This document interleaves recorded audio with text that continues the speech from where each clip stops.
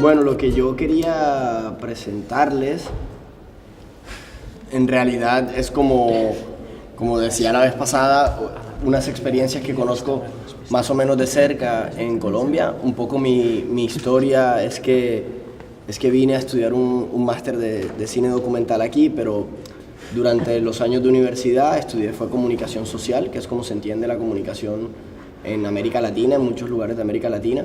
Y la comunicación social es una cosa como muy amplia, como un mar enorme de conocimiento, pero no puede ser profundo porque es demasiadas patas las que toca. Entonces desde publicidad, periodismo, audiovisual, comunicación organizacional, y una que en mi universidad casualmente está como muy desarrollada es la comunicación para el desarrollo. Y ellos entienden la comunicación para el desarrollo un poco como esto que hemos estado hablando en el seminario, de usar la comunicación para el cambio social y para trabajar con comunidades. Entonces varios profesores, una de las cosas que han hecho para, digamos, como construir conocimiento sobre eso es revisar las experiencias y toda como su base de investigación y de trabajo y su base teórica es a partir de mirar las prácticas comunicativas, ¿no? Como de revisar qué hace la gente y a partir de ahí teorizar, porque había como todo un recorrido desde los años 70, 60 de experiencias comunicativas que no estaban organizadas, que no estaban sistematizadas, que nadie se preocupaba por generar teorías sobre eso, y las teorías de la comunicación no llegaban a explicarlo, ¿no? Como esas teorías básicas, ¿cómo se dice? Que difunden información, difusoras de información, como del gran poder que manda información, la teoría esa del emisor-receptor que nos quedaba incompleta, y ellos empezaron como a construir teoría a partir de revisar los discursos y revisar lo que pasaba en las comunidades cuando la comunicación se hacía presente. Entonces, un ejemplo que era... ¿Ya está? No, está pensando, no deja abrir nada. Oh, qué putada. Ahora. Vale, abre... ¿Este? Sí. Intentar ir así paso a paso y no abrirlo todo el tiempo. Sí, mejor. Yo te lo voy poniendo. Entonces, un ejemplo que no está en esta presentación porque lo pensamos después con Ana, que me ayudó a montar esta presentación en estos días, es Radio Sutatensa. Y Radio Sutatensa es un proyecto como paradigmático que es muy antiguo, y por ahí teníamos en un link que queríamos mostrar como los resultados finales, porque es una locura. Llegó como a 20 millones de personas durante 30 o 40 años. Entonces, claro, cuando pensamos la radio comunitaria no desde pensamos... Desde el año 47 hasta el 97. O sea, claro, cuando pensamos la radio comunitaria... 47. Cuando lo pensamos la radio comunitaria no pensamos en eso. O sea, no pensamos como en esos volúmenes porque creemos que no es posible, ¿no? Pero es que desde el año 47, a partir de un cura que quería alfabetizar a campesinos, y eso también tiene mucho que ver con cosas que nos pasan aquí. Yo entiendo, por ejemplo, el contexto histórico de lo religioso aquí, ¿no? Y lo católico asociado a una época oscura del franquismo, etcétera. Pero en América Latina y antes de esto, realmente había como muchas comunidades católicas, cristianas, que intentaban generar como la teoría de la teología de la liberación y todo esto de cómo poner realmente, bueno, la iglesia al servicio de la educación y de los más desfavorecidos. Entonces juntaron comunidades campesinas muy poco a poco, con radios muy pequeñas que llegaban a 100 metros a la redonda, no hacían más, luego 1 kilómetro, y este proyecto en los años 80, ahí no te va a salir igual, ¿no? Calma. ¿Y cómo hago? En los años 80 llegó a hacer radios que llegaban a todo el país. Colombia es un país de 50, bueno, en los años 80 supongo tendría menos gente, pero ahora mismo tiene 50 millones de habitantes. Es más o menos la población de España, pero en un territorio que es como Portugal, Francia y España juntos. O sea, es un territorio bastante más grande, bueno, como el doble o triple de España, pero con la misma población, con lo cual la población ha estado siempre como muy dispersa, y grandes porcentajes de esa población y de ese territorio era el campo, era la selva amazónica, y como zonas muy inasequibles, muy distantes, y entonces el Estado muy débil aún sigue siendo débil, pero en ese momento, hace 100 años, era mucho más débil, no había tenido presencia en esas zonas. La radio era como el instrumento muy potente de educación y de poder llegar a esas comunidades. Entonces, desde esa época se empezó a usar la radio para alfabetizar primero en asuntos como muy básicos de lectoescritura y de números y de sumar, restar, etc.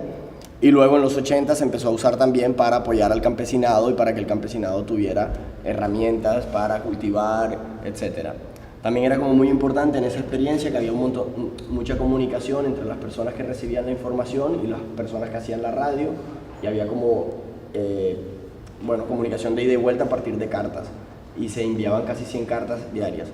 Si tenemos ya el internet, mira si te sale Radio Sutatensa, ponlo así en Google y ya está. Y bueno, hay un documental que creo que lo hizo la televisión pública colombiana, que dura como... ¿Otra vez?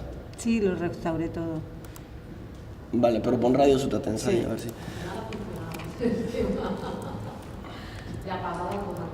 Muy bien, esa es la nueva técnica de ahora en adelante. Bueno, esta experiencia se hizo como paradigmática, movimientos campesinos, que luego en algunos casos se volvieron movimientos guerrilleros por toda esa influencia en ese momento de el socialismo y toda la movida de Cuba y la revolución cubana en ese momento, que había llegado a éxito en Nicaragua también, y ellos, había como todo el inicio de los movimientos guerrilleros también estaban ahí mezclados. De hecho, yo no soy experto en el tema, pero había un cura que era un cura guerrillero, que terminó siendo un cura guerrillero y se volvió ahí como un ícono también, el cura Pérez, ¿no? ¿Cómo se llama? Camilo Pérez. Camilo Torres, hostia, Camilo Torres. Camilo Pérez es uno de un proyecto que voy a presentar luego. Camilo Torres, que bueno, también se volvió un ícono, ¿no? Y que es como esta otra iglesia que en Europa, no sé, o por lo menos las generaciones nuevas la conocen menos, y no nos imaginamos un cura que al tiempo es guerrillero y revolucionario. También hay una cosa que era que en aquella época, que además en Colombia luego surge también la televisión educativa, casi 5 años después de Radio Sutatensa, que es cuando el único presidente militar que hemos tenido, que fue Rojas Pinilla, él fue el que trajo la televisión a Colombia, y la trajo con la misma idea de replicar un poco este modelo de televisión también educativa, ¿no? Y televisión estatal. Él no duró nada en el gobierno, duró 3 años, pero sí que se le reconoce que fue el primero, porque también había como un movimiento, ¿no? En ese sentido de que los medios funcionaran como una alternativa más para acercar a todas esas poblaciones, digamos. Sí, y además Colombia es un país muy raro, porque mientras en toda América Latina habían dictaduras apoyadas por Estados Unidos y Chile, Argentina, Brasil, Panamá, en Colombia esto no fue posible, también yo creo que por la resistencia guerrilleras y por muchos otros factores, pero además el único presidente militar que fue como una especie de golpe de Estado salió del poder por una manifestación de estudiantes 3 años después, y ni siquiera terminó el mandato. Y bueno. Entonces, esto es un poco de contexto simplemente, pero esta experiencia está aquí, no la vamos a ver toda, pero solo para que se hagan una idea, que está bastante argumentada. Y miren, algunos de los datos era como: se distribuyeron 6.453.937 cartillas de educación fundamental integral en 955 municipios. Bueno, se respondieron 1.229.552 cartas provenientes de lectores. Se formaron 20.039 dirigentes campesinos. Se realizaron 4.365 cursos. Lo pongo solo como contexto porque a veces la gente dice que la tradición latinoamericana, o en este seminario hemos hablado varias veces de eso, y no es una cuestión aquí como de ego, ¿no? De patrioterismo barato, sino que realmente hay como toda una historia que se conoce poco y que estaría bien como, revisar. Obviamente eso tampoco es un invento colombiano ni local, habían... En México también se empezaron a dar procesos de estos con radio a partir de los años 60, pero lo que pasa es que luego en la historia oficial de la radio participativa, Sutatensa no aparece como como que funciona desde el año 47, y yo creo que un poco es porque como era el tema de alfabetización, no se le veía, no se le vio como esos inicios de proceso participativo, cuando en realidad, ¿no?, el campesinado estaba atento ahí ¿no?, a las clases de radio, y en una época donde la radio era muy fuerte. Claro, era una época donde la televisión no estaba en todas partes, no llegaba a todas partes. Bueno, veamos un minuto, a ver si tenemos tiempo y ya está. Un par de minutos. A ver si nos deja esto. Si nos dejas...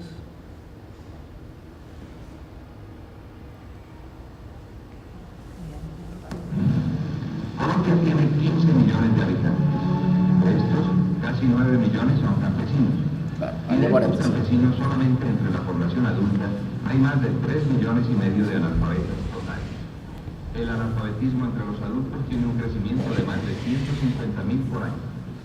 En cada una de estas inteligencias, forzosamente dormidas, hay una pérdida humana para el país y hay una vergüenza para Colombia. El analfabetismo rural es causa predominante de muchos otros problemas de la población campesina. Esta vivienda, si es que el término se puede usar en este caso, es un índice y una suma de la gran tragedia en que nacen, viven y mueren millones de campesinos. Imposible que en estas condiciones la nación pueda esperar algo de ellos.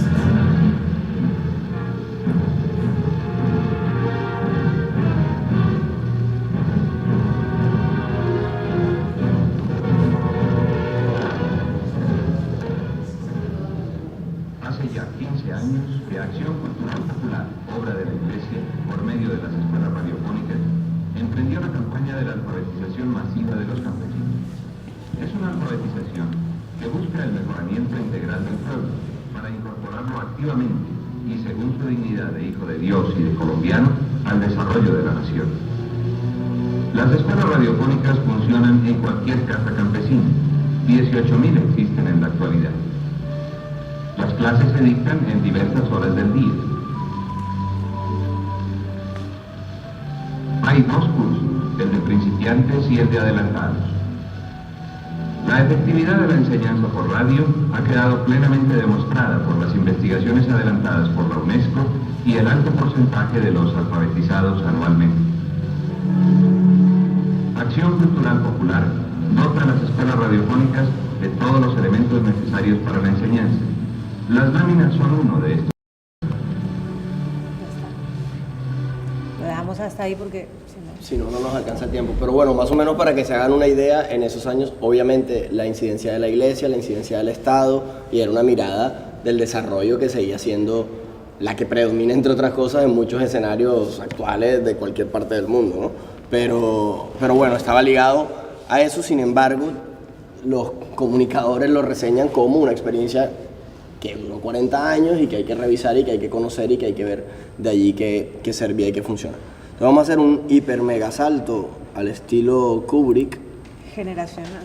hasta, vale, guay, gracias, hasta Bocaribe, que también es radio y que a mí me hacía ilusión presentarlo, porque es un proyecto que nace en Barranquilla, que es la ciudad donde yo nací, pero bueno, no solo por eso, sino porque es muy interesante, que nació hace como 10 años, 15 años, ahora lo vemos bien, y es un poco esta idea de recuperar la radio comunitaria y de trabajar desde la radio comunitaria. Y llevan 15 años haciendo radio, y yo he hablado alguna vez con los coordinadores y tampoco les interesa hacer otras cosas, ¿no? Uno de ellos además es un músico que ahora es famoso, que es de un grupo que se llama Sistema Solar, que está como rodando por Europa y rodando por el mundo, y es como muy guay hablar con esta gente porque tienen una coherencia absoluta en su discurso entre lo que hacen, a lo que se dedican y cómo ven la realidad. Tienen una banda de músicos que estaban en el Apolo hace 2 días y me encontré con ellos y me decían, venimos de Noruega y venimos ¿no?, como de festivales internacionales, de presentar su música. Y me decía, ya, estoy harto, quiero volver a casa. Y cuando vuelven a casa, vuelven a barrio, al suroccidente de Barranquilla, que es como la zona más deprimida, no sé si la más deprimida, pero una zona deprimida de la ciudad, a seguir haciendo su radio comunitaria. Y lo que hacen es, bueno, recuperar como las voces de las personas, poner la radio para la gente, con la gente y construir radio comunitaria. Y eso es lo que quería como enseñar. Barranquilla es una ciudad de casi 2 millones de habitantes, con su área metropolitana, o sea, estamos hablando de la población de Barcelona, que como en esta foto se puede ver más o menos bonita, pero que, bueno, realmente es muy desigual también y tiene como muchas, bueno, como toda América Latina, ¿no? Y como Colombia es el tercer país, según un índice que se llama Gini, ¿no? El tercer país más desigual del mundo. O sea que estamos hablando de un territorio bastante inhóspito y complejo, por eso también es muy conflictivo, a pesar obviamente de todas sus bondades. Entonces, para que se hagan una idea de lo que es Barranquilla, es una ciudad así, que en el norte, bueno, tiene todas las comodidades del capitalismo, y en los barrios populares del sur, pues la gente vive más o menos en estas condiciones. Solo como para hacernos una idea. Y allí está Bocaribe, que me gustaba mucho, simplemente como se describían en la web.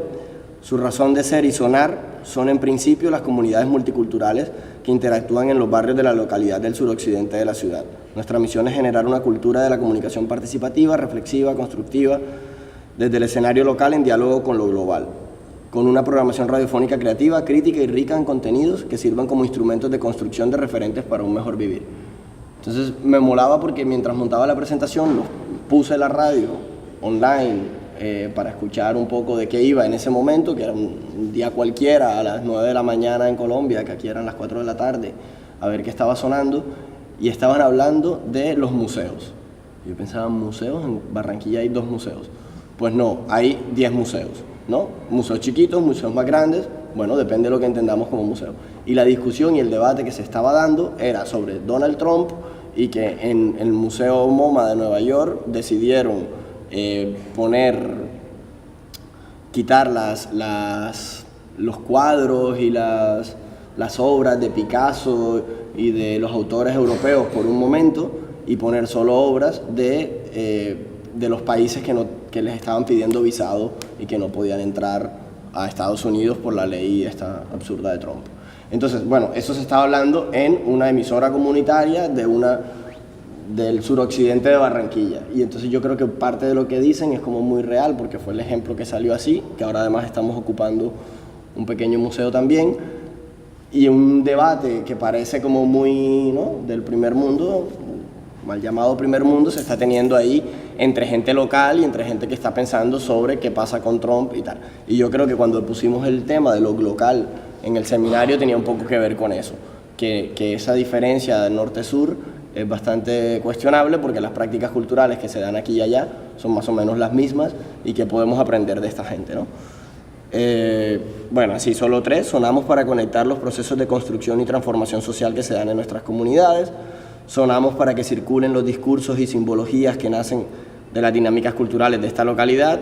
Sonamos para que las voces infantiles sean también reconocidas, para que sus historias, demandas, interpretaciones y símbolos sean tema de conversación. Sonamos... ¿Dónde está? Me lo he saltado a propósito. No. Sonamos para que las mujeres... Jolín, no me dejan una, tío. Están ahí vigilándome, las mujeres del Parlamento están ahí mirándome todo el tiempo. Sonamos para que las mujeres de los barrios de esta localidad visibilicen sus demandas y procesos.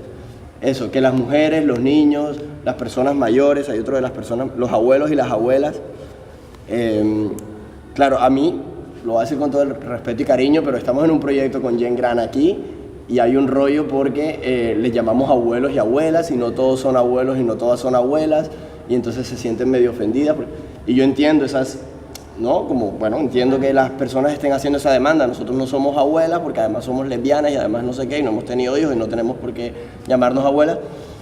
Pero a veces siento que ellos están como, ¿no? Como que esas discusiones no hay tiempo para ellas, en plan, esto es educomunicación o es comunicación y educación o tal, como hemos tenido unos congresos, debates ahí súper largos, pero van haciendo radio. Y así van haciendo 15 años de radio.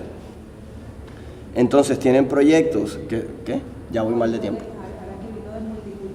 Pero, no, que hable fuerte. Que no. Yo conozco algunos de los que han hecho Bocaribe, algunos han sido los niños. Y Y ellos lo multicultural no lo tienen como lo tenemos nosotros aquí. Es una cosa súper interesante porque lo multicultural allá son las culturas colombianas que se han asentado en estos barrios. Hablamos de afrodescendientes, la mayoría, y hablamos también de multiculturalidad musical. Porque ellos, estos barrios, por ejemplo, son tremendamente salseros, o sea, les gusta muchísimo la salsa, porque la salsa brava y tal. Y luego hay una cosa que ahí dirían más los abuelos y abuelas y tal. Y luego hay todo este grupo de jóvenes que hacen hip hop y que tienen como todo un movimiento de hip hop, ¿no? Las generaciones más jóvenes. Y ahí todo lo multicultural se mezcla, ¿no? Los ritmos negros, luego las cosas más comerciales, pero ellos sobre todo van girando como las generaciones. Sí, bueno, además pasa que aquí afortunadamente no tanto, que en Colombia y en Barranquilla, que la música es tan importante. O sea, para que se hagan una idea, la música de la radio en Barranquilla suena en los buses, en los supermercados. O sea, tú entras a un supermercado y hay música de la radio. Tú entras a un... ¿Sí o no? Exacto. Tú te subes a un bus y hay música de la radio. Te subes a un taxi y hay música de la radio.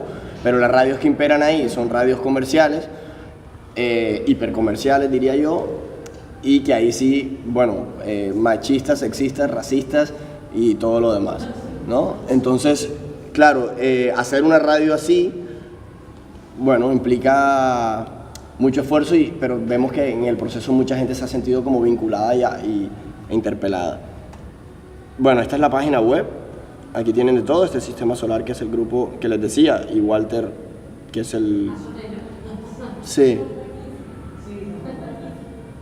Sí, bueno, el miércoles estuvieron en el Apolo y cerraron y estaba lleno el Apolo.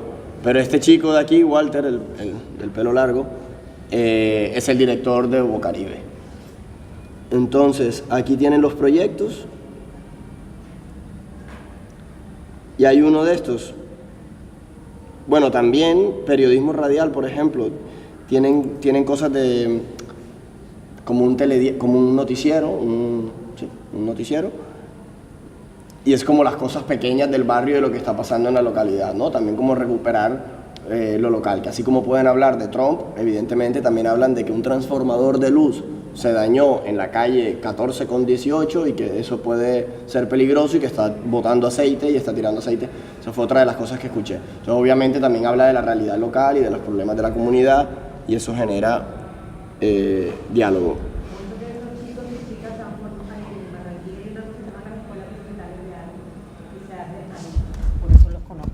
Y allí se hacen como unas carreras no profesionales, digamos, de audiovisuales y de periodismo, y muchos vienen de allí también. Entonces, por eso la formación está un poco integrada. No sé si ellos también hacen talleres, pero muchos de los que están hoy en día como en la parte más de gestión de allí, vienen de allí. Tampoco pues soy un experto en todo lo que hacen, llevan haciendo muchas cosas, pero la formación es muy importante. Entonces no solo se están formando las 4 personas que dirigen la radio, sino que forman a la comunidad. O sea, la idea es que todo el mundo pueda hacer radio y que la comunidad se empodere para construir sus propios programas. Y entonces en esos programas hablan de todo, desde cocina local hasta los problemas que tienen, hasta de temas espirituales, yo qué sé, de cualquier cosa. Voy a poner un par de vídeos cortitísimos.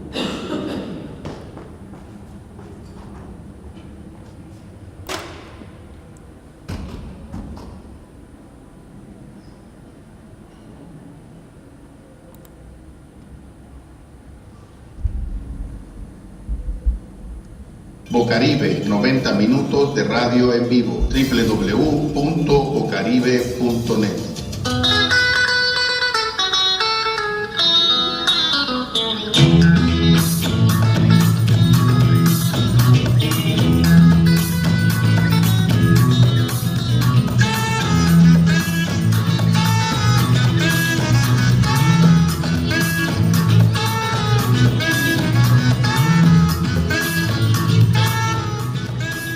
Un vídeo perfecto para ir hablando porque solo tiene música. Este es Walter. Y un poco lo que hacen es sacar la radio a la calle también durante 90 minutos. Claro, si yo hablo.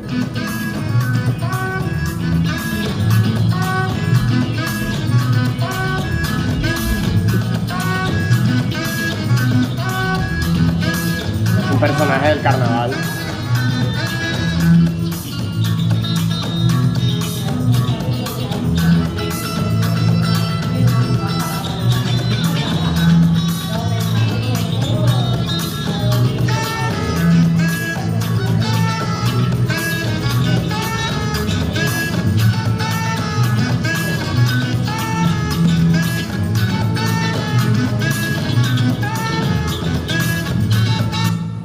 Barrio Las Malvinas, estos son estigmatizados por la violencia, por la pobreza, que salen en los medios de comunicación solo para hablar de las problemáticas que tienen y que ellos se apropian como del territorio. Y esto es solamente como para mostrar otro look, que es lo que yo creo que también a nosotros nos puede estar haciendo falta aquí, que siempre hemos hablado de cómo conectar los proyectos estos locales, bueno, de hacer la red que estamos intentando tejer cuando vienen profesores, cómo hacemos que la academia se vincule, porque, bueno, yo sí creo, tengo como un pie en la academia, en el sentido de que es un lugar donde se están pensando cosas, prácticas, se supone que tienen que pensarlas para la comunidad y que a veces están alejados. Y aquí, por ejemplo, son profesores de Bogotá, que es obviamente la capital y la ciudad principal, donde hay más universidades, etcétera, y se invitan profesores de Bogotá a una emisora local en un barrio de Barranquilla para hacer capacitación técnica sobre una serie de talleres. Buenas tardes, yo soy Gabriel Gómez y tuve la oportunidad de participar en Radiofonías Ciudadanas de Bocaribe con el tema de la estrategia de programación. Estuvimos trabajando con un grupo muy amplio de toda la Junta de Programación y de otras personas vinculadas al proyecto. Estuvimos trabajando el tema de para qué la programación de una emisora, cómo se estructura, qué funciones debe cumplir y qué tipo de estrategia hay que trazar para que esa programación justamente responda a los intereses de la comunidad. Entendiendo que hay muchas formas de participar en la emisora, no todas son, no solamente uno participa cuando vaya a hacer un programa, uno participa de muchas maneras, e incluso no solo la emisora, también lo recordamos allí, no es solo la programación es lo que se oye y lo que pareciera ser la emisora, pero detrás de la programación está toda la producción, detrás de la producción está toda la administración, está toda la parte incluso más simple, quién se encarga de barrer el estudio, quién se encarga de asegurar que haya papel higiénico en el baño, todo eso es la radio, la emisora es todo eso, y sobre eso es lo que estuvimos trabajando. Pasar de este punto al siguiente nivel con el que van a trabajar con la persona que me acompaña aquí hoy, que es Milton Patiño, pues va a ser muy interesante. Milton, vos vas a trabajar también sobre programación, pero ¿desde qué ángulo? Bueno, lo mío va a ser darle continuidad y darle cuerpo a lo que trabajaron con Gabriel, y es una unidad en la parrilla, va a ser un programa de radio. Entonces vamos a pensarnos y a compartir juntos un programa de radio que para mí va desde los intereses que como emisora se tiene, desde las posibilidades técnicas que tengamos, y son de mucha creatividad, de mucha responsabilidad social con el medio del que ahora somos propietarios. Y para dejarlo en un punto, yo dejaré escrita la historia como programa de radio, y ahí continuará Diego Santamaría, que va a voltear la cámara para decir algo. Efectivamente, gracias Milton y gracias a Gabriel, pues nos encontraremos ahí durante algunos días para hablar precisamente de cómo todos estos contenidos y todo esto que se ha elaborado tiene que sonar y tiene que sonar bien para que la gente se sienta representada, se sienta identificada con todos esos sueños que se han puesto sobre el papel y sobre las palabras. Y también vamos a empezar a agudizar mucho la oreja para que la gente se sienta apropiada de nuestra radio, para que... Bueno, todo esto está online, todo está en la página de Bocaribe y en el YouTube de Bocaribe. Pero bueno, un poco para que viéramos algo de radio, que no habíamos hablado de la radio, y la radio me parece muy importante y ha sido como el origen en realidad de muchas cosas. Bueno, hacen talleres, se forman, etcétera, etcétera, etcétera. Hacen un montón de cosas. La presentación está acá. Aquí está un poco como la historia, cómo se fueron reorganizando, todo el tema de apropiarse de los equipos técnicos, de aprender a usarlos, de construir sus nuevos equipos, un poco como lo que nos hablaba Daniel, ¿no? Como esto de aprender a hacer también la parte más física, la parte más tecnológica y obviamente formación política. Bueno, ahí inciden como muchos temas, ¿no? Pero no me puedo extender con Bocaribe porque voy a ir a otro lugar del territorio nacional, de los territorios nacionales, como le llamaba.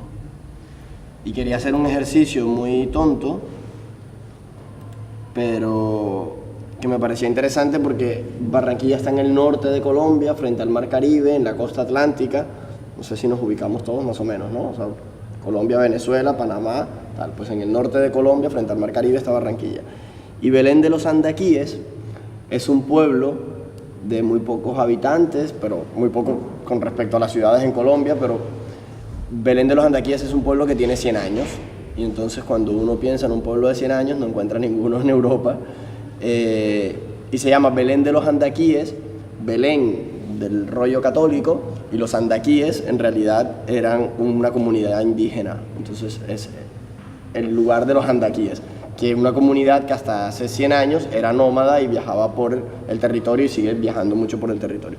Es un pueblo muy chiquito, prácticamente en la selva Amazonas, en el Putumayo, abajo, no en la selva Amazonas, pero para que se hagan una idea, y quería hacer el ejercicio de buscarlo, no, acá abajo, perdón.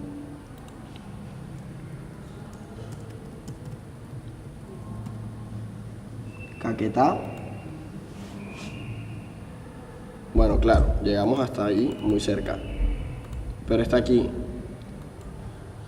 cerca de la frontera con el Ecuador, y está aquí, en medio de el verde y el río y cerca de un parque natural. Y si nos acercamos mucho, llegamos a sus 4 calles, o 10 calles, donde lo que predomina es, obviamente, el Salón del Reino de los Testigos de Jehová, la Iglesia Pentecostal Unida de Colombia, la Iglesia Dos Ministerial de ¿no? Como toda esta influencia, y luego tú haces así y no llega el muñequito. Y entonces yo pensaba, si no estás en Google y tu muñequito no llega a tus calles, existes, no existes, tal. Bueno, nada, es un ejercicio tonto, pero como para ubicarnos de realmente en qué lugar sucede este proyecto, que a mí es como de mis preferidos y me parece maravilloso. Yo mandé un documental, no sé si vieron algo, si alguien vio algo, ¿no? Vale, pues fuera.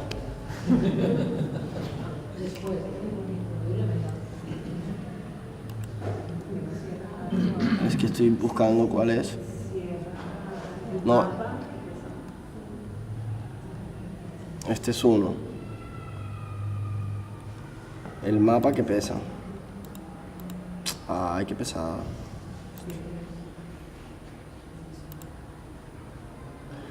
Bueno, este es un proyecto que en serio vale mucho la pena mirar. Se llama Escuela Audiovisual Infantil Belén de los Andaquíes. Y como no vieron la película, les voy a poner 2 minutos porque... O no, yo tengo las películas descargadas. Se los cuento y pongo las películas descargadas y después si quieren ven el documental que lo explica todo. El documental fue hecho por una productora catalana que se enamoró del proyecto, no una chica, sino una empresa productora catalana, que se enamoró del proyecto y se fueron allí y grabaron un documental sobre el proceso. Pero la historia es de Alirio González, un tío maravilloso que yo tuve la fortuna de conocer, que era una persona nacida ahí, de origen campesino, que emigró a Bogotá para estudiar en la Universidad Nacional, que es la universidad más importante del país, pública, la única universidad pública grande que yo creo que es la más... Bueno, no es la única. En cada no, la del Valle, la de Antioquia, la del Atlántico, pero digamos, en cada región hay una universidad pública y la de Bogotá es la principal. Entonces este tipo se fue allí a estudiar filosofía, sociología, y lo normal es que llegado ahí nadie quiera volver a un pueblo que no aparece en Google Maps, ¿no? Entonces este señor volvió... ¿Perdón? Claro, porque además, claro, eso es muy importante y es lo fundamental, que es un lugar donde está cerca de Ecuador y toda esta zona es como de las más abandonadas por el Estado, donde no hay muchos servicios, no hay una policía, una fiscalía, bueno, las entidades no están, y lo que sí hay es presencia en los 90 sobre todo, de guerrilla y de paramilitarismo, que como saben es como el brazo armado del Estado. Bueno, muchas veces el Estado estuvo ahí ligado al paramilitarismo en una época, y entonces ahí, en medio de ese conflicto entre guerrilla, paramilitarismo y drogas, porque es la zona también de donde sale toda la cocaína, tráfico de armas, o sea, todo, ahí este señor dijo, pues guay, yo vuelvo a mi pueblo y voy a montar una radio comunitaria, o voy a trabajar en la radio comunitaria, como que ya había una radio comunitaria, y él empezó a hacer cosas allí. Y entonces montó un programa con niños, un poco más o menos de lo que estamos hablando, montó un programa con niños y los niños van a hacer su radio. Y se da cuenta que en ese espacio se puede hacer educación alternativa y que se puede hablar de otras cosas. Entonces luego trae y compra unas camaritas, esto es en el año 97 o así, 98, unas camaritas de fotos súper sencillas, y les dice a los chicos, bueno, vamos a disparar, pero vamos a disparar imágenes, ¿no? Porque la idea de disparar y del fusil, piensen que un niño de 12 años allí, las opciones que le brinda la vida era la guerrilla, el paramilitarismo, el ejército, bueno, esos son las personas que tienen poder, que tienen dinero, que tienen armas, que tienen tal, y es como lo más interesante vincularse ahí. Como otras salidas, además ser campesino no sale a cuenta porque el negocio, bueno, no me voy a extender, total, le dio las cámaras, estos chicos fueron a tomar fotos y él les dijo una premisa que se volvió como el lema del proyecto, que es sin historia no hay cámara. Entonces la peli que les quería mostrar era un documental que explica todo ese proceso de por qué sin historia no hay cámara, porque yo no te voy a dar la cámara si tú no me traes una historia. Y esa fue la condición que les dijo. Para que haya material para trabajar, porque a todos les gustan las cámaras y les parece guay tomar fotos, me tienes que traer una historia, que es lo importante. ¿Y cuáles historias? Pues la que tú quieras, las más sencillas, las más simples. Empezó por ahí. Y entonces les voy a mostrar algunas de las primeras. O sea, hacemos como un recorrido histórico de estos 15 años que tiene el proyecto. Y esta me encanta, a mí que yo a veces critico los resultados y no sé qué, les voy a demostrar que depende. Porque esta es una pieza de las primeras con las cámaras de fotos de la realidad. Mantenimiento preventivo de un computador. Bienvenidos. Durante el transcurso de este video conoceremos algunas partes que componen la torre de un computador, su función dentro del equipo y su correcto mantenimiento. Antes de destapar la torre, se debe verificar su estado ingresando a la setup. Luego la desconectaremos del resto del equipo. Debemos llevar la torre a un lugar amplio, iluminado y sin humedad.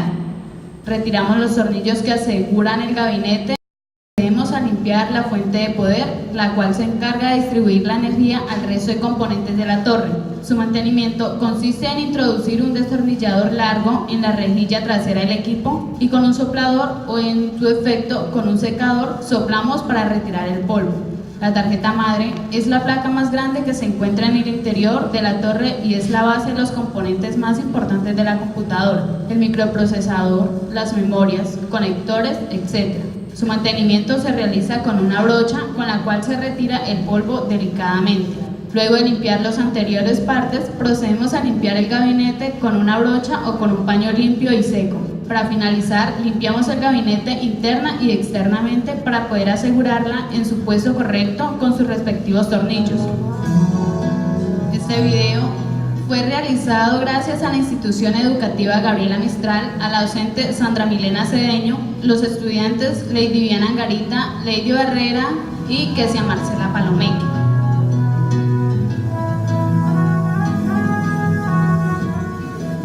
Vale, pues todo puede, ¿no? Yo no sé, yo sé que es medio absurdo, pero... ¿Qué? Claro, hoy en día esto es un tutorial de YouTube que tiene, de hecho, muy fuerte, y esto también hay que decirlo, me lo descargué de YouTube ayer y tiene como 7.000 visitas, que ningún vídeo del parlante tiene 7.000 visitas. Y yo supongo que es porque la gente busca reparar ordenadores o cosas así, ¿no? Claro, limpiar ordenadores, tal. Le sale esto y entonces los comentarios de la gente son súper chungos y súper racistas, como tías horribles, no sé qué, o sea súper mal. Pero claro, bueno, ¿no? A mí me parece como interesante que el tío también decía, vamos a hacer un vídeo de algo cotidiano, de algo que sea importante, que les quede, que les sirva, y tan eficiente es que 6.000 personas lo han visto. O sea, la gente está buscando cosas que también sean importantes. Bueno, esto fue como de las primeras cosas que yo creo que él también descubrió, tal. Y después hace esto, que a mí me parece una obra maravillosa, para explicar una realidad local y concreta que se puede usar hoy en día en escuelas de Barcelona. Digo yo, en mi locura. Pero también fue una de las primeras piezas hace 8 años. Juan Carlos, Mono y Jason presentan los raspachines. Perdón, como les dije, es una región cocalera donde hay cultivos de coca, los campesinos cultivan coca porque es lo que mejor se les paga, obviamente, no porque ni saben para qué lo hacen muchas veces, mucho menos los niños, pero bueno, alguien les paga mejor eso que la yuca o la patata o lo que sea. Entonces los raspachines son los que raspan la hoja de coca para luego entrar en el proceso.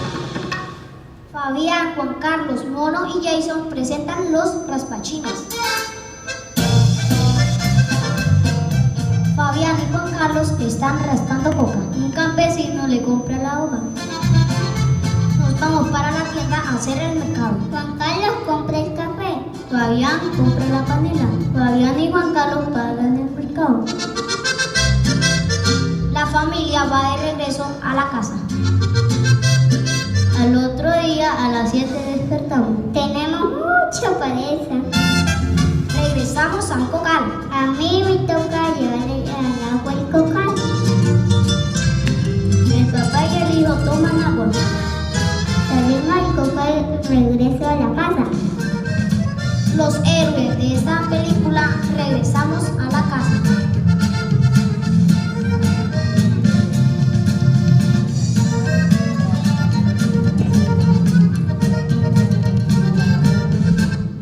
Claro, perdón, ¿qué?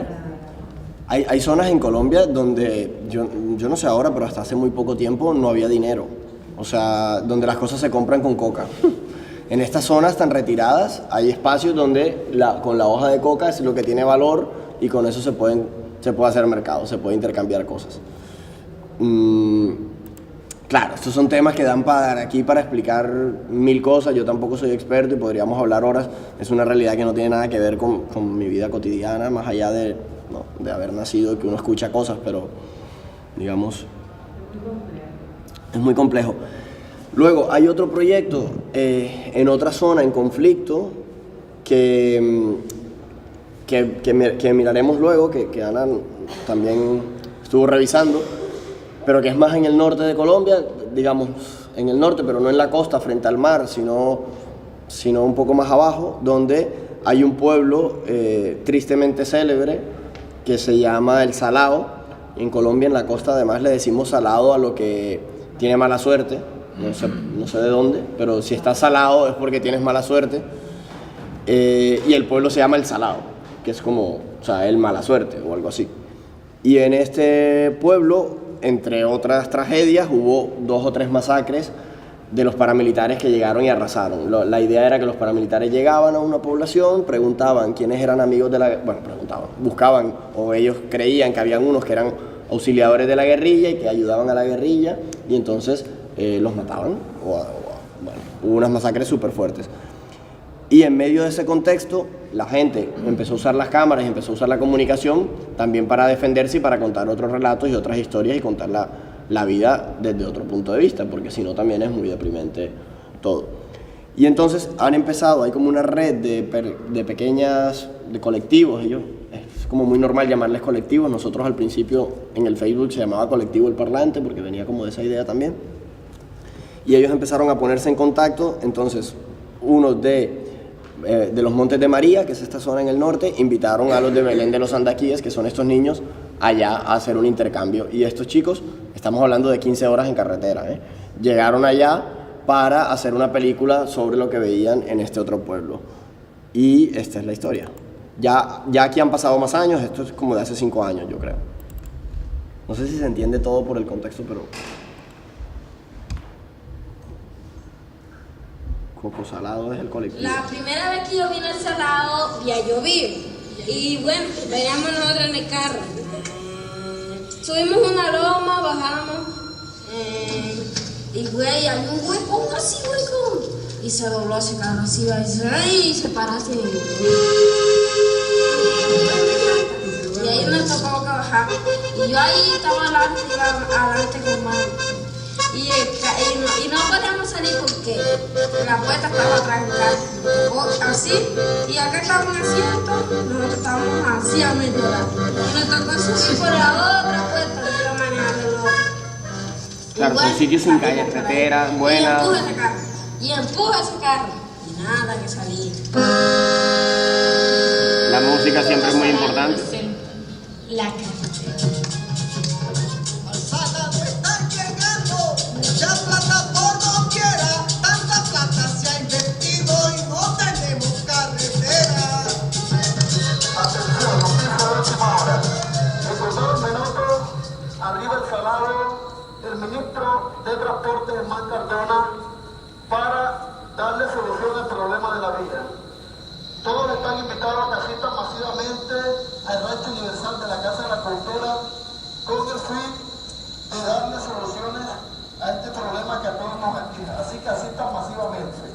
A partir de ya pueden ir bajando porque él viene viajando del Carmen hacia el Salado y en contados minutos en Salado.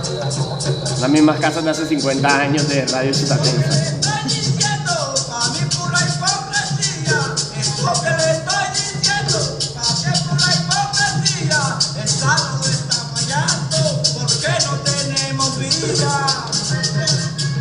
Yo con mi mamá cogimos una moto, nosotros veníamos para acá para el Salado y había mucho barro y la moto, los caímos de la moto, se me cayó la moto encima, llegamos cerquita hasta donde un tío mío, nos quedamos ahí y un primo de mi mamá le tuvo que prestarle un burro para venirnos para acá en la mañana, dormimos en el monte por la lluvia y por el pasillo que había.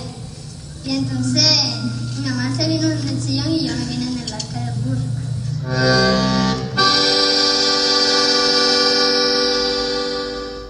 Yo pregunté que cómo me iba a devolver y me dijo, no, pero no está subiendo ningún carro, que a no sé quién se le rompió un eje.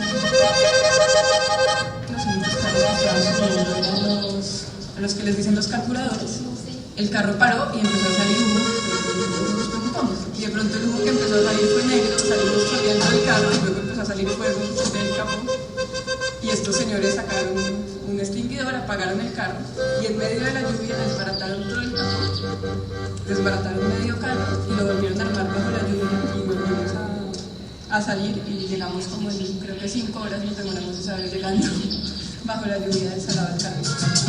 Allá llegó el mes de abril, en vez de la primavera. Allá llegó el mes de abril, en vez de la primavera. Con ella se está acabando y no tenemos carretera.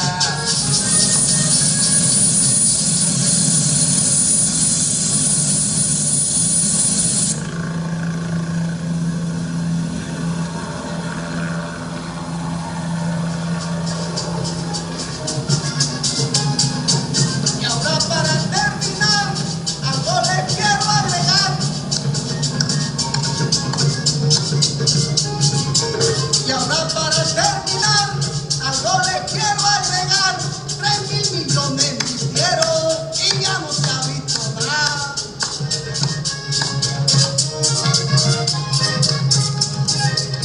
Hicieron, pero no se ha visto nada. El colectivo Coco Salado hace los dibujos y la edición. Bueno, fue como una colaboración entre los dos colectivos. A nivel narrativo, no sé, a mí me parece muy interesante que al final se combina todo, como, ¿no?, la gente del pueblo con música, el dibujo que luego se convierte en elementos, en stop motion y elementos cotidianos, y nosotros aquí a veces nos hacemos un lío para ver cómo construimos el plano correcto, o yo qué sé, que lo importante es contar la historia. que ahora nos parece semejante historia vista desde aquí, pero para ellos es una historia, es una historia cotidiana súper simple y súper sencilla. O sea que también podrías, ¿no? Como partir de nuestras historias más cotidianas y más básicas del barrio y pensarlas así, si no nos interesa tanto ¿no? Como el resultado hiperpulido que no es el objetivo. Y estos son más recientes. Bueno, de aquí a acá me estoy haciendo un salto porque necesito pasar a la próxima experiencia. Pero en estos 10 años han pasado muchas cosas y una de las cosas que han pasado es que, como les decía, los académicos le han prestado atención a estas experiencias. Han ido a visitarlas, las han sistematizado, han escrito sobre ellas. Hay un libro muy importante que si tienen tiempo, que es siempre lo más difícil, se puede mirar y está disponible en internet y está gratis en PDF, que se llama Lo que le vamos quitando a la guerra. Sí, Lo que le vamos quitando a la guerra.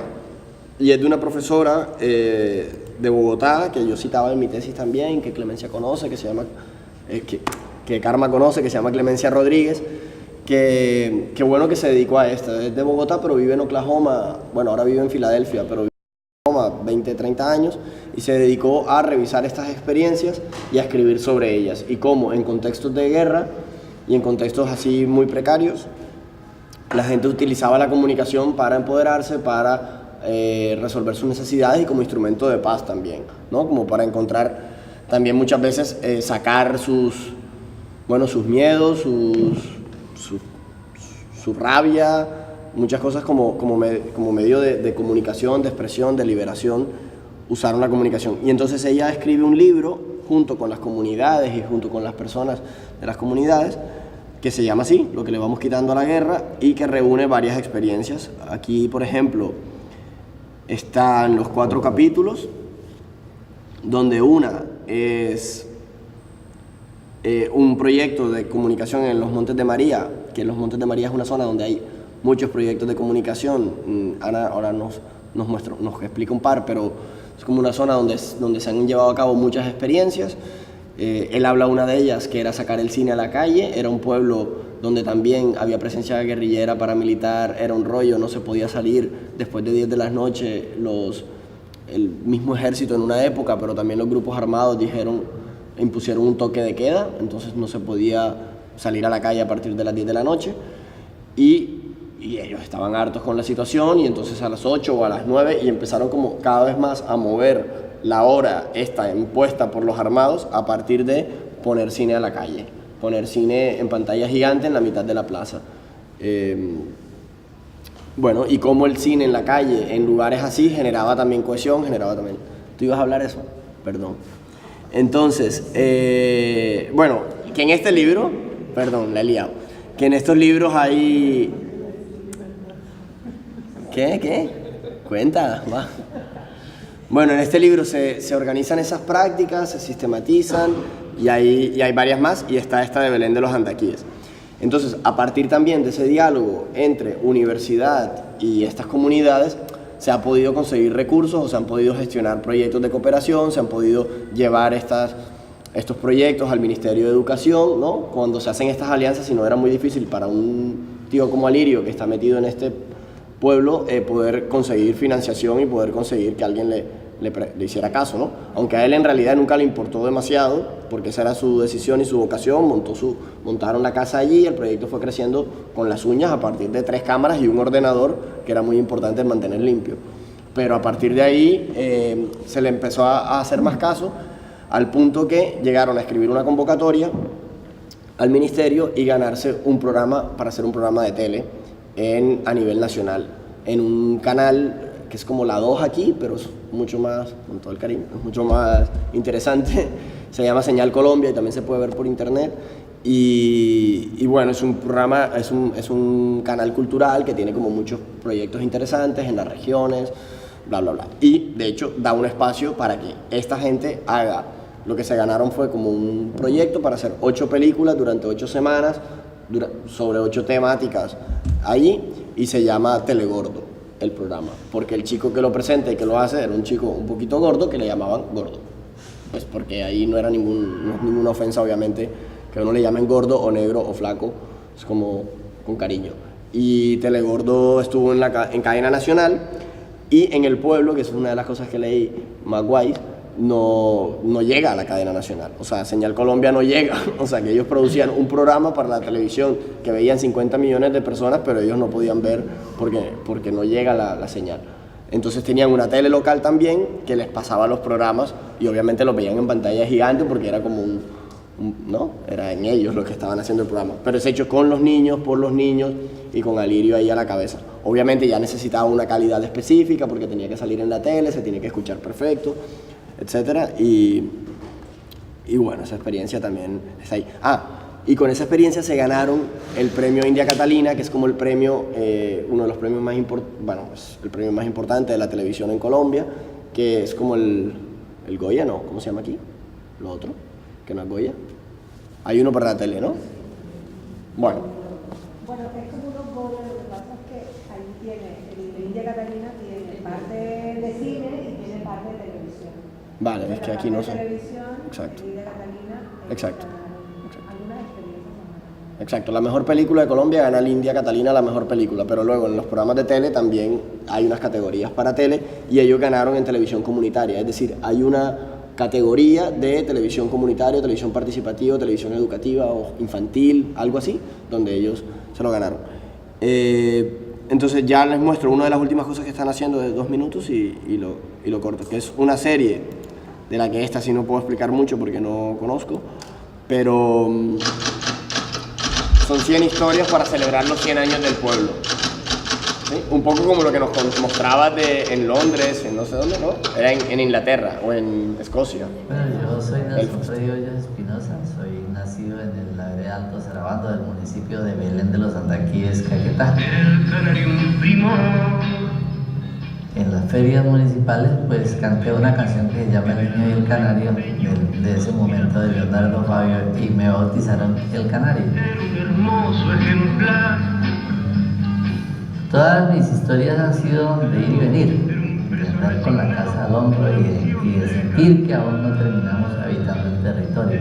Mi vida ha transcurrido en un periodo de completa guerra, desde 1970 cuando nací. Era el momento en que se estaba gestando las primeras escuelas guerrilleras del movimiento armado M-19. Eso hizo que pues, mi familia y yo tuviéramos que ser desplazados de la finca donde vivíamos por allá a partir del año 81. Y regreso a Belén de los Andaquíes. ¿Cómo construyo Belén? Es a través de la promoción de procesos de sensibilización de las comunidades a que produzcan su propio alimento. Un pueblo, una comunidad que no hace agricultura, pues aún no sabe cómo sobrevivir. Cada vez cultivamos menos alimentos, y los alimentos que cultivamos los cultivamos en pro de la exportación, más no del autoconsumo, más no en el tema con el propósito de solucionar nuestras necesidades alimentarias.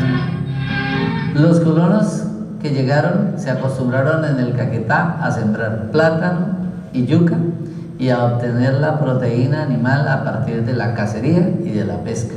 Nuestra alimentación sigue siendo la misma. Aún seguimos siendo colonos, ¿sí? Aún no habitamos el territorio, aún no cantamos, aún no tenemos poesía, aún nuestra forma de preparar los alimentos no tiene arte. Todo eso nos permite ver que aún seguimos siendo unos extranjeros en medio de este territorio. Aquí está el agua, está la biodiversidad, están los distintos pisos térmicos y está pues la disponibilidad de la tierra, que aún no la vemos, pero pues que son los recursos y los elementos básicos para uno poder desarrollar una agricultura que nos permita comer saludable, nos permita pues tener una alimentación adecuada a las necesidades nutricionales de este territorio. Dormimos aquí, pero el sueño lo vivimos en otro lado. A mí lo que más me gusta es coger un palo y transformarlo en cualquier cosa que la gente le pida a uno. La historia del carpintero, obviamente. Y así, son las historias del carpintero. ¿Qué? Sí, la historia del carpintero, la historia del lechero. La del lechero es espectacular. Bueno, por ahí están todas. Sí, sí, hicieron varias así. Claro, bueno, sí. Sí. Lo que pasa es que la que tú dices del lechero está en el... La que Claudia dice del lechero está en el documental grande y empezó haciendo como fotos, ¿no? Como foticos que ellas tomaban las fotos. Yo creo que él le da mucha importancia al guión y en el guión se le ocurra mucho, porque sin historia no hay cámara. Entonces, hasta que la historia, eso me lo explicaba una vez, hasta que la historia no está bien escrita y no está hecha, es que no vas ni a mirar la cámara, ¿no? Y como a los chicos les apasiona o quieren tomar la foto, se esfuerzan por hacer la buena historia. Ah, ya me acordé, porque en mis charlas con él alguna vez, era como yo les devuelvo el guión y les devuelvo el guión hasta que el guión esté bien, y trabajamos mucho el guión. Cuando ya el guión está bien, entonces ahí sí vamos a ver cómo lo representamos, que en realidad así funciona el cine, o sea, ¿no?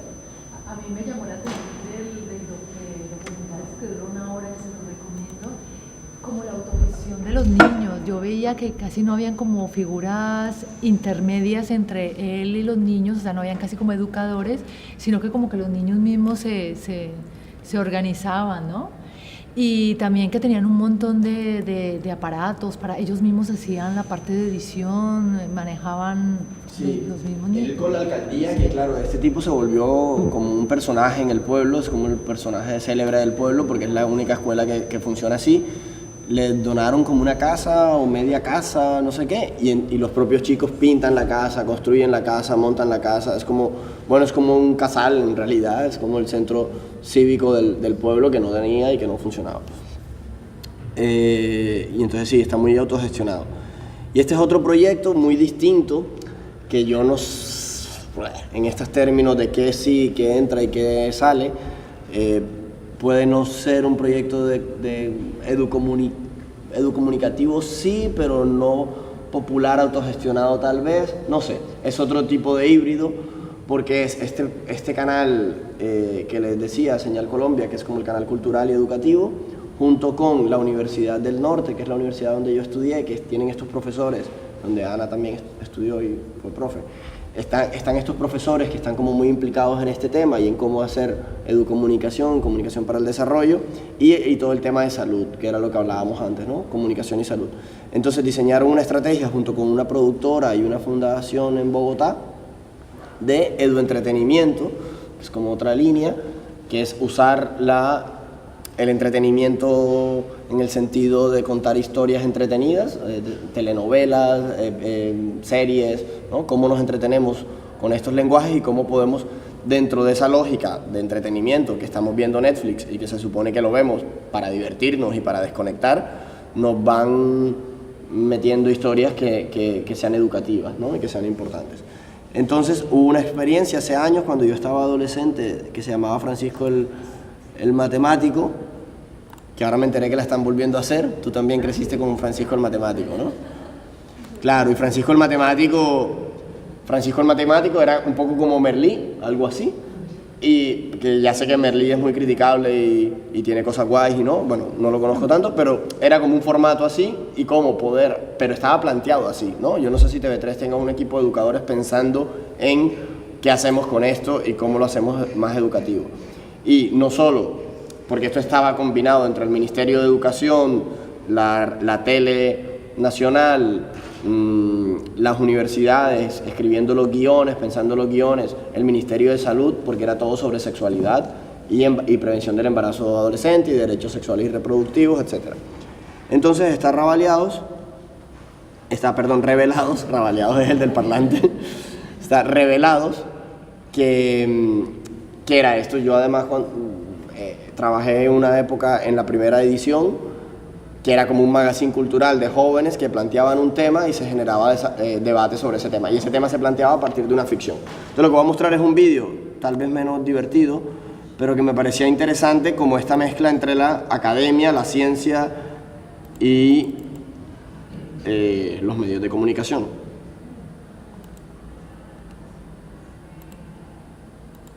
Teniendo en cuenta que también estamos en un seminario con una parte académica.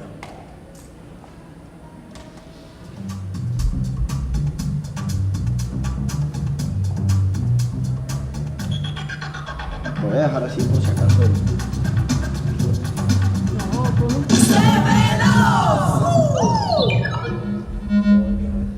Hoy tendremos un programa espectacular donde hablaremos de protección. Pero no de ese tipo de protección, sino de este tipo de protección.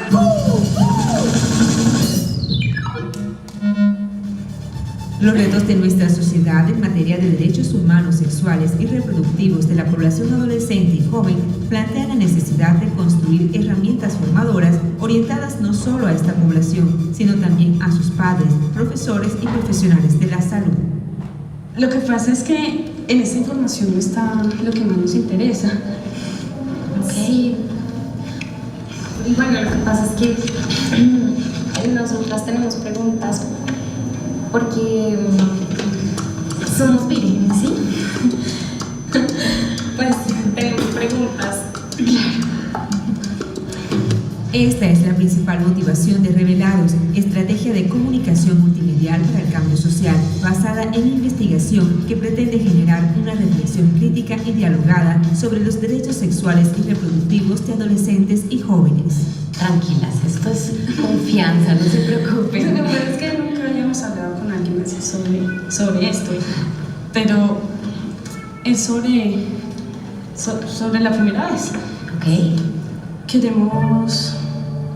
Queremos saber si duele. Más que una campaña, eso es una estrategia de intervención, una plataforma que combina varias estrategias que van desde cambios de comportamientos individuales, movilización social, eduentretenimiento, hasta incidencia política. La estrategia cuenta con varios componentes: serie de televisión que incluye un segmento como una telenovela, plataforma web, medios sociales, guías pedagógicas para que los materiales puedan ser usados en escuelas, centros de salud y organizaciones juveniles y comunitarias, entre otros recursos de movilización social y participación ciudadana. En este momento lo podríamos medir a partir de la apropiación que han generado los jóvenes, por ejemplo, con las temáticas que hemos tenido, la participación que ellos han tenido en las diferentes sesiones que hemos desarrollado al interior de la institución educativa. En estas sesiones pues han desarrollado distintas actividades que por ejemplo han sido juegos de roles, diferentes dinámicas donde ellos se han puesto, digamos, en la posición de tomar decisiones frente a la vida, y por ende cómo conectamos eso con las decisiones que toman frente a su sexualidad. También cómo ellos han generado como esa movida al interior de la institución educativa y cómo van exigiendo a sus profesores y a sus profesoras el trabajo con el material, el trabajo con el proyecto, y que no se abandone por la sexualidad como núcleo temático que integra muchas de las necesidades y expectativas que, como decía anteriormente, están sintiendo estos jóvenes en su vida cotidiana. ¡Qué chistoso! Los celos, mamita rica. Los piropos. ¿Por qué no me contestas? Te he llamado como 30 veces y ni siquiera me responden los mensajes. El acoso es una forma de violencia sexual. Revelados se ha constituido en un componente importante de la política nacional en derechos sexuales y reproductivos a partir del trabajo interinstitucional que comenzó como una iniciativa de la Fundación Imaginario y la Universidad del Norte, y luego fue vinculando a la Consejería Presidencial de Programas Especiales, el Ministerio de Salud y Protección Social, el Fondo de Población de las Naciones Unidas, Citurna Producciones, la Iniciativa de Comunicación y la Universidad de los Andes, entre otras instituciones nacionales. Como aliados internacionales han participado Soul City de Sudáfrica, la Fundación Puntos de Encuentro de Nicaragua, el Center for Media and Health de Holanda y el Observatorio de Contenidos Audiovisuales de la Universidad de Salamanca, España. Y ahí es donde entra Fundación Imaginarios, Universidad del Norte, Soul City y Punto de Encuentros, al mostrarnos una forma diferente de llegar a la población y hacer una apuesta importante. Le apostamos porque entendimos que la comunicación desde un punto de vista en el que se forme una plataforma en la que se puedan montar vagones, como dice Adelaida, y que no solamente la podamos utilizar en instituciones educativas, sino que la podamos utilizar con la comunidad, que los mismos jóvenes sean los que utilicen el material, lo vean y que se nos convierta en una excusa para hablar del tema. I was invited by Siptuna Uninorte to brainstorm about this beautiful new project here in Colombia, Revelados.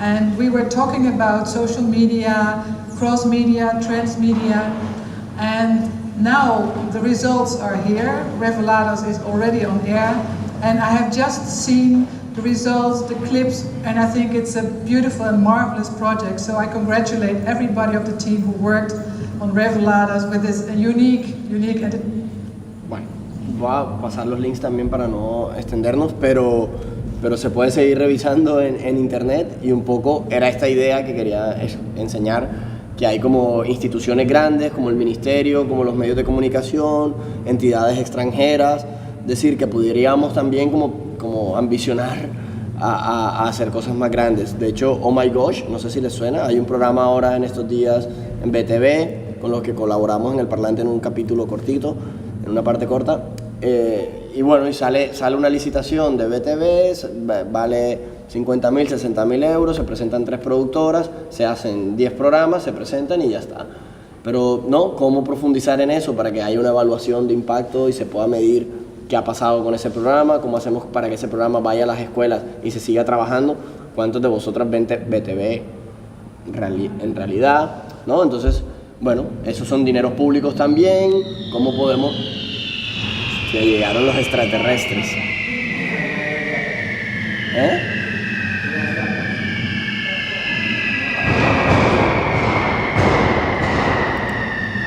Vale.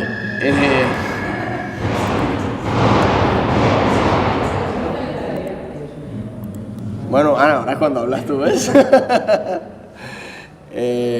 Sí, vente y explicamos lo de... Miren, 2 cosas, y dejo a Ana para que nos alcance el tiempo. Hay una página también que se llama La Iniciativa de la Comunicación, que ya está un poco desactualizada. ¿Tú la conocías? No. Ya está un poco viejita, pero en un momento fue muy potente y mandaban cada mes un boletín sobre iniciativas hechas con comunicación para el cambio social o alrededor de la comunicación, donde habían estrategias y proyectos de todo el mundo, con un gran énfasis en América Latina y en África, porque una idea, la gracia del proyecto era como fomentar estas prácticas más desconocidas, pero hay de todas partes del mundo y hay un montón de recursos. Se llama La Iniciativa de la Comunicación, o Cominit, que es en inglés. Y bueno, ahí estuvimos vinculados también durante la universidad trabajando con ellos. Y otro proyecto que voy a pasar por encima, porque no tengo tiempo, no, pero ya quédate aquí, es Pasolini en Medellín, que como saben, Medellín es la segunda ciudad del país, es un poco como Barcelona respecto a Bogotá, ¿no? A Madrid y Medellín, Bogotá. Y Medellín también ha sido azotada por la violencia, sobre todo en los barrios populares, toda la historia de narcos, Pablo Escobar, etcétera, etcétera. Y en estos sitios, un colectivo que se llama Pasolini en Medellín, saben que Pasolini era un cineasta del neorrealismo italiano y que era como, ¿no? Como interpelar a la realidad ¿no? Y lo local y la gente y tal. Y es un poco esta idea de usar el cine para representarnos, cómo nos representan los medios y cómo nos queríamos representar nosotros. Y se hicieron como más conocidos por un par de películas donde todo el tema de la violencia era representada, pero de una manera totalmente distinta, y hacen unos proyectos súper chulos de rap y tal, que si tenemos tiempo se los muestro, pero voy a ir un poco a saco para hacer así el mapeo general, pero no sabía cuál meter y cuál sí, cuál no. Entonces vemos lo tuyo y si tenemos tiempo mostramos una pieza de Pasolini.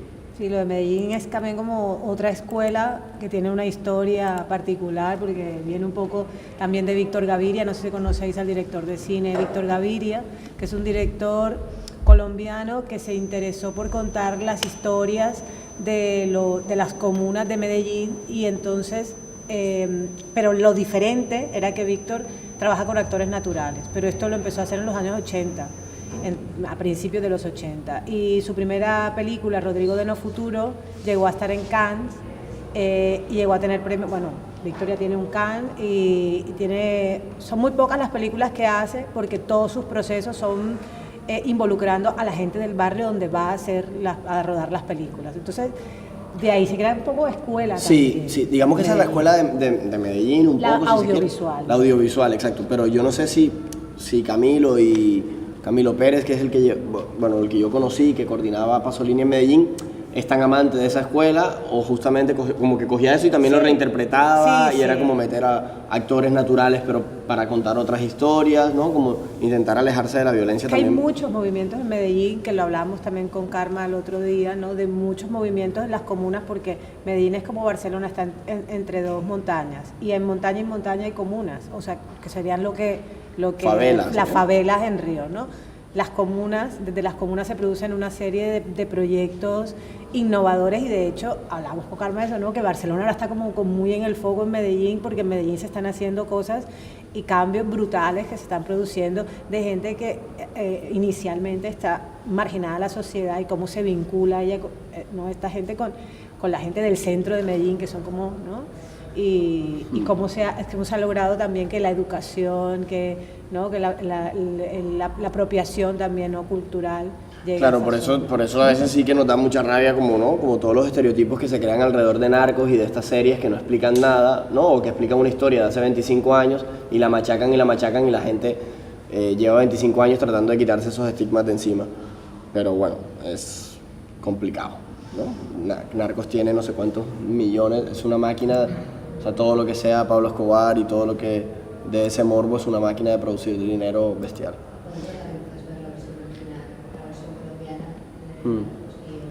Sí,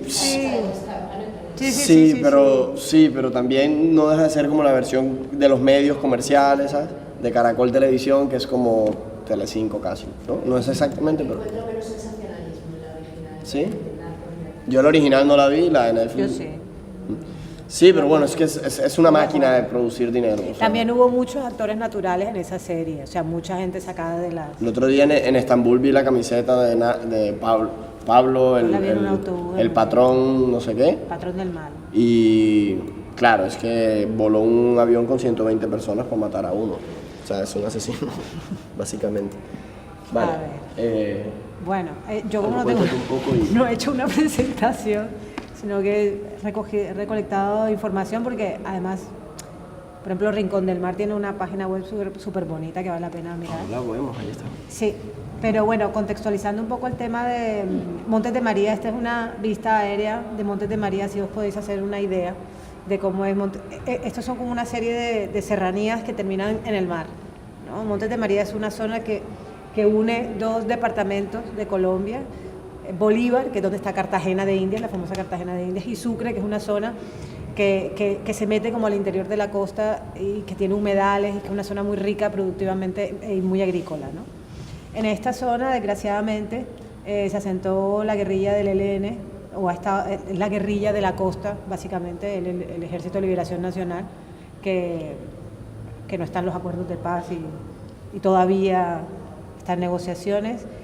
Y paralelo a esto, claro, donde hay guerrilla ha habido paramilitarismo, y dos grandes grupos paramilitares estuvieron asentados en Montes de María, y fue este choque, ¿no? de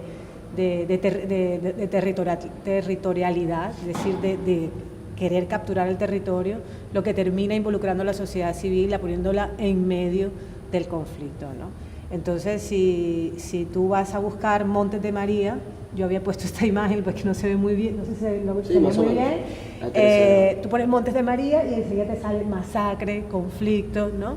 Porque ha sido una zona muy abatida por el paramilitarismo y por la guerrilla, ¿no? Aclarado esto, en Montes de María se han producido, esta es la zona, digamos, este es como el mapa de la región, si veis, porque lo he hecho muy grande, si veis ¿no? Está localizado aquí, ¿no? En medio de esto, ¿no? Aquí, ¿no? Y sale al mar. En esta zona, con estas características, surge primero un colectivo que se llama Montes de María Línea 21, que es el primero que surge de la iniciativa. ¿No lo tenemos abierto? No. que surge de la iniciativa de dos mujeres, básicamente, de Carmen de Bolívar, que es una de las zonas más grandes, de los pueblos más grandes de la zona, no es ciudad, pero es un pueblo muy grande de la zona. Es una chica que se llama Soraya Bayuelo, que estudia en Bogotá, le pasa más o menos el proceso es más o menos parecido a lo de Alirio, estudia en Bogotá y tiene ganas de hacer cosas en la región en los años 90 y se encuentra, ¿no?, con que la región está sumida en el tema, ¿no? Cuando ella llega, todavía apenas está el tema de la guerrilla y bueno, luego se encuentra con una amiga de la infancia y entre las dos comienzan a hacer lo del cine en la plaza del pueblo y se encuentran con el tema de que, bueno, empiezan a encontrarse con los problemas, ¿no?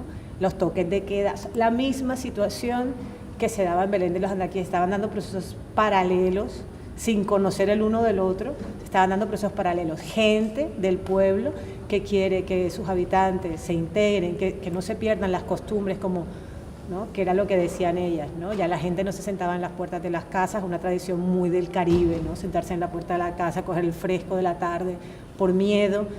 Y cómo poder hacer todo esto en medio de una situación de violencia, ¿no? Cómo hacerlo de una manera casi silenciosa y callada, o como decía el de Rincón del Mar, ¿no?, que, aunque pensaran que éramos los loquitos de la biblioteca, los loquitos ahí de las cámaras, pero estábamos haciendo una acción pacífica en medio de lo que estaba pasando allí.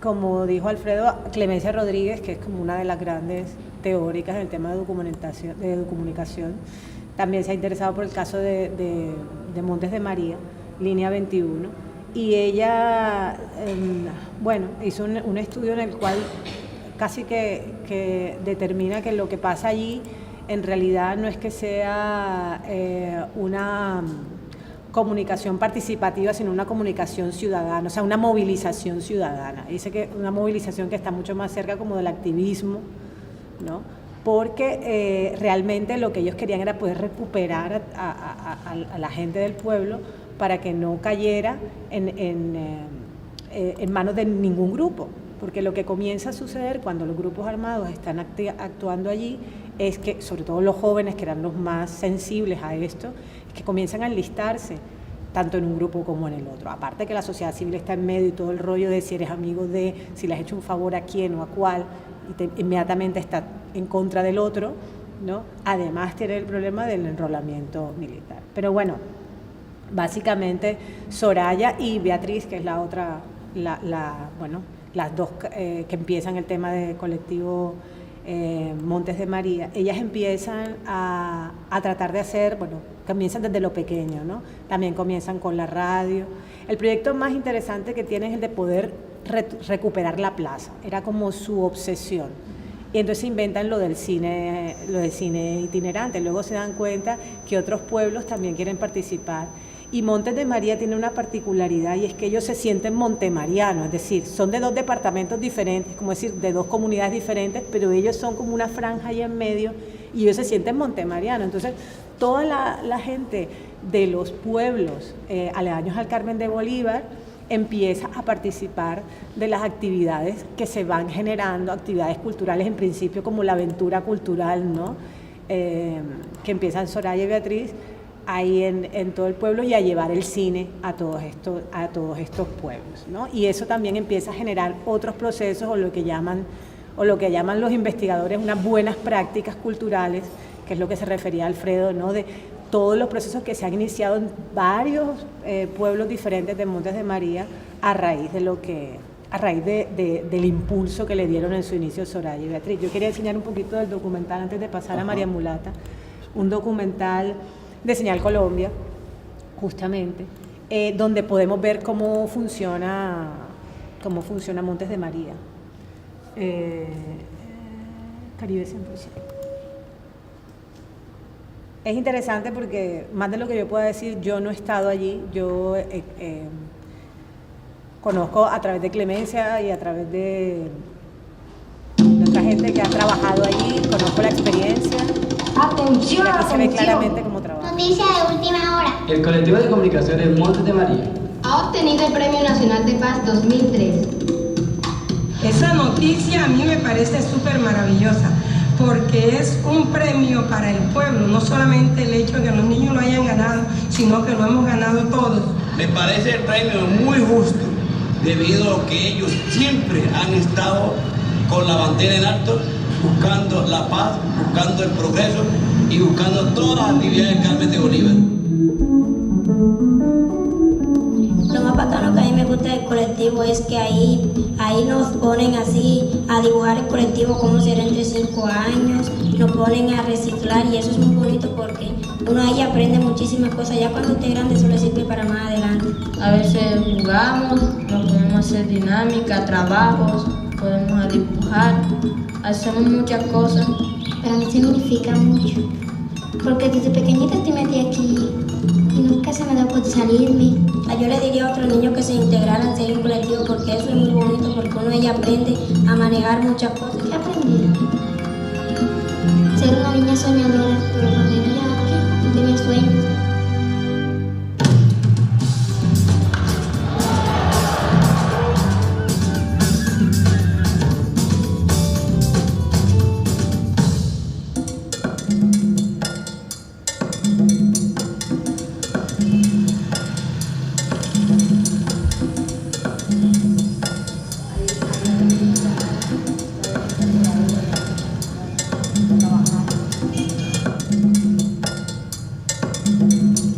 Bueno, acabo de hablar con Draco ya. De las mujeres artesanas para nuestro Quiero llegar a un punto Ya uno súper comienza interesante, para a que dos. veáis lo empoderada que está la gente.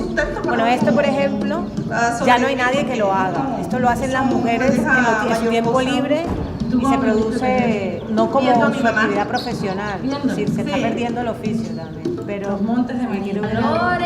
A mí me gusta Huexa, que más vista. Me gusta eso de coordinadora. ¿Qué más, Olito? Y se ve cómo van trabajando ellos. ¿Cómo vas?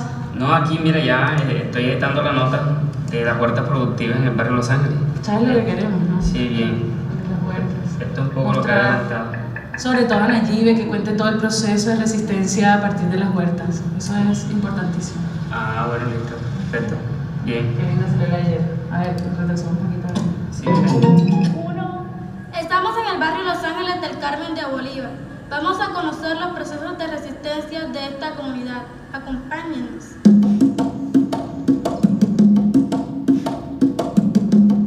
También hay toda una voluntad por recuperar el trabajo agropecuario que lo habían perdido por el mismo tema de la guerrilla, o sea, y por el desplazamiento. Si visteis el letrero al inicio, esa era una zona donde llegó a tener una población Aquí cultivamos lo que es el doble de la que tiene hoy en día. Cultivamos lo que es el apio, el cebollín, el col, la albahaca, que también tiene buen comercio. Todo eso lo vendemos aquí en el sector El Mamón. Trabajamos lo que es la parte orgánica. Y ya se están dando cuenta que las hortalizas de Los Ángeles tienen un diferente sabor, no sé, será porque serán orgánicas y corren a comprarla. Cada vez que llevamos hortalizas, ahí viene la de Los Ángeles y nos compran. Llegamos aquí, todos aquí, como población desplazada.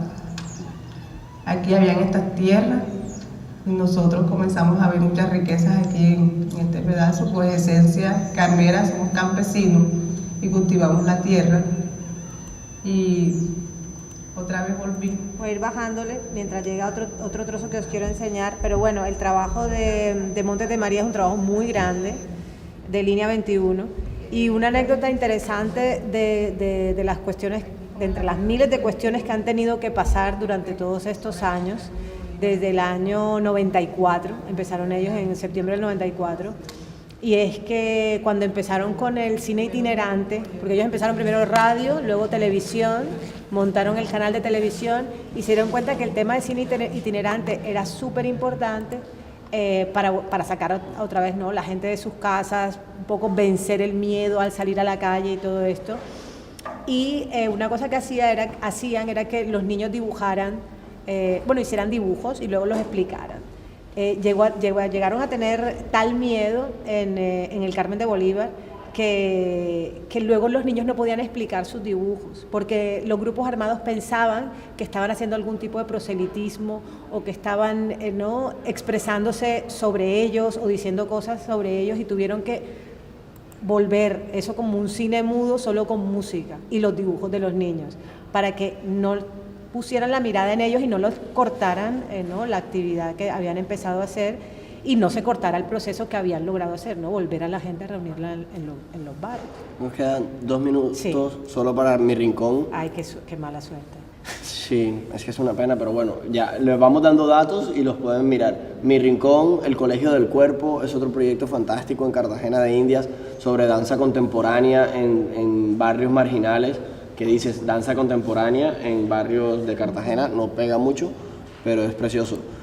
Y este es resultado de esta correría, ¿no? No. Vale. No, bueno, ha sido un proceso paralelo.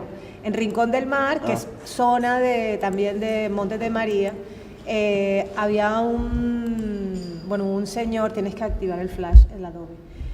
Había un señor que estaba preocupado porque en Rincón del Mar no había biblioteca. También es una cosa como muy, ¿no?, del Caribe. Los sitios entre más cerca del mar es como que menos lectores, una historia así, ¿no? Entonces no había biblioteca y se empezó a preocupar que, claro, con el tema también de las guerrillas y de los paramilitares, los jóvenes dejaran de estudiar porque no tenían dónde hacer los deberes. Entonces empezaron como en un patio a recoger periódicos y tal porque no tenían libros para hacer los deberes y terminaron finalmente con financiaciones buscando aquí, llegó un español a vivir a Rincón del Mar y entonces crearon la biblioteca. Entonces lo primero que se crea es Biblioteca María Mulata en Rincón del Mar. Y a partir de la biblioteca, que también es de los años 90, luego el proceso de la biblioteca coincide con lo que están haciendo en Montes de María, se encuentran, Montes de María, Línea 21 llega ahí con el cine itinerante y se empieza a desarrollar otro proceso allí en Rincón del Mar, o varios procesos, porque desde la biblioteca se hacen muchísimos proyectos. Uno de ellos es este, que es Mi Rincón, que es cuando empiezan a involucrar el tema audiovisual. Y ahí está una compañera de universidad, Carmen, que ha llevado un proceso personal tan íntimo con la región, que se ha ido a vivir allá, que vive en una casa frente al mar con su pareja, que es agrónomo, que también trabaja allí y les ayuda con todo el tema de recuperar la tierra y ha creado también una familia allí. Entonces, estos procesos también le han servido a muchos de los profesionales que han llegado allí para generar, ¿no?, procesos de repoblación también, ¿no?, de estas zonas que estaban siendo abandonadas por el conflicto armado.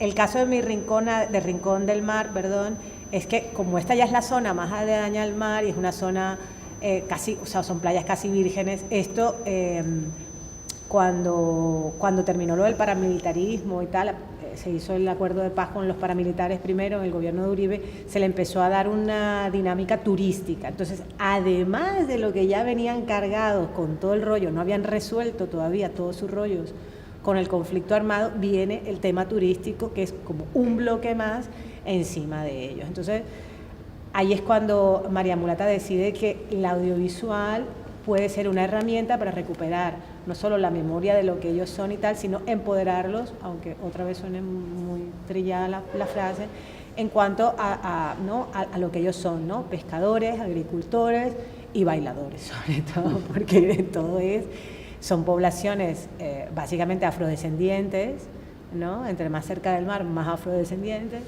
Y si veis la zona, físicamente son súper diferentes, ¿no? La gente del Carmen de Bolívar, al ser un poco más interior, son más mezclados, más mestizos y más hacia los el mar. Y los de Belén de los Andaquíes son como más indígenas. Más indígenas. Vemos uno de los cortos de Mi Rincón, que es una página, mirincón.org, tiene todas las historias de varios niños.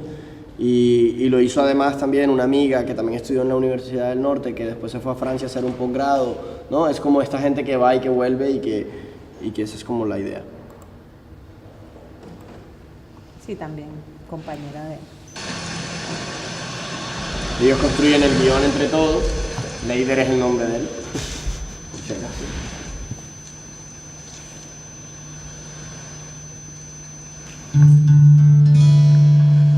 Deciden qué historia quieren contar. Vamos a echar bote para el sitio de pesca.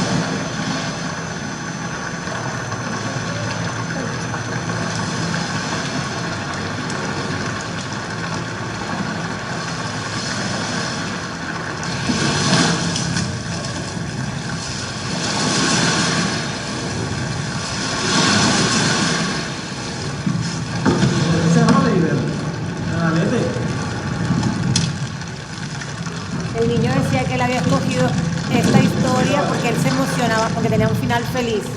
Porque entonces... Bueno, luego... No, embarquete allá.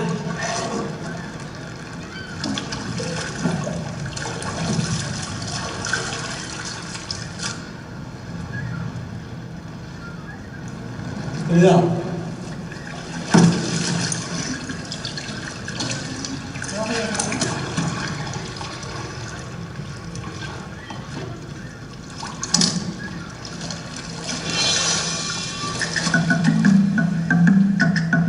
Échalo.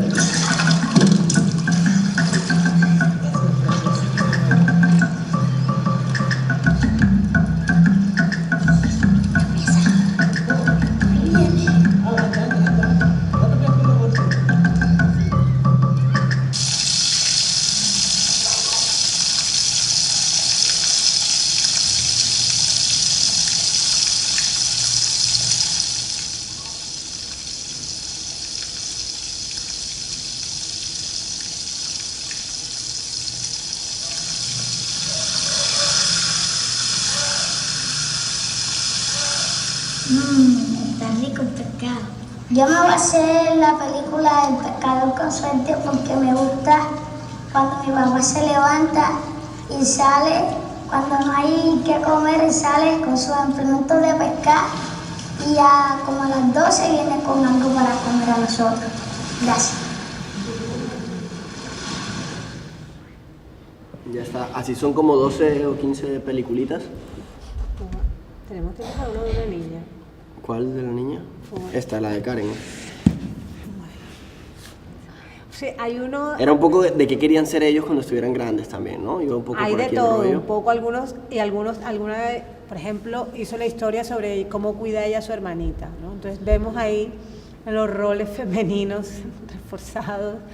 Pero claro, tenemos que mirar esto también desde otra perspectiva, porque ellos están saliendo apenas, están saliendo del conflicto y realmente lo que se está haciendo allí es un trabajo por la paz y por la recuperación de la tierra y del territorio, y hay muchas cosas por trabajar, ¿no? Hay machismos y esto que están ahí, pero bueno, creo que es una parte también interesante porque ellos cuentan lo que ellos quieren, o sea, lo que ellos quieren de la forma como ellos quieren, da igual si es el concurso de belleza y la niña sale en tanga, porque eso es lo que a ellos los mueve y tal.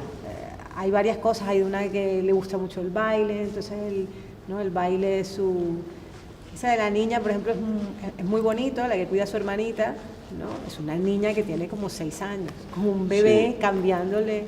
Entonces y luego viene el padre, ¿no? Y la madre es la que va cargando el colchón porque se van a ir a dormir al monte porque hace mucho calor ahí en el pueblo, entonces se van a ir a dormir a una zona y la madre y el tipo ahí, ¿no? Y la madre cargando, la niñita cargando y el niño y el tipo todo fresco caminando, ¿no? Eso es...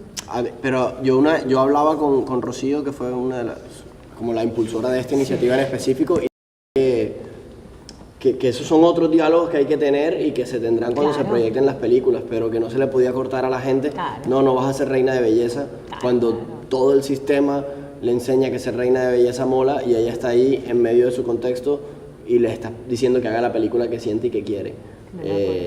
Bueno, esa era la película que ella sentía que quería, pero luego sí que se generaban algunos debates al respecto.